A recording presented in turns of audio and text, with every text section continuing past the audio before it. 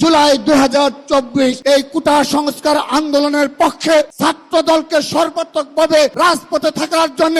আনুষ্ঠানিকভাবে press briefing এর মাধ্যমে ভিডিও বার্তার মাধ্যমে ছাত্র দলের সাংগঠনিক অভিভাবক আমাদের গর্বিত অভিভাবক জনাব তারেক রহমান যে স্পষ্ট বার্তা ছাত্র সমাজের প্রতি প্রদান করেছিলেন কোটা সংস্কারের পক্ষে 3 জুলাই 2024 সর্বপ্রথম বিএনপির ভারপ্রাপ্ত চেয়ারম্যান ছাত্র দলের সাংগঠনিক অভিভাবক জনাব তারেক রহমান স্পষ্ট নির্দেশনা প্রদান করেছিলেন। সেই নির্দেশনা মোতাবেক আমরা ছাত্র দল সর্বাত্মকভাবে অংশগ্রহণ করেছি। স্মরণে রয়েছে এই শাহবাগে যেদিন বাংলা ব্লকেট পালিত হয়েছিল 7 জুলাই, সেই 7 জুলাই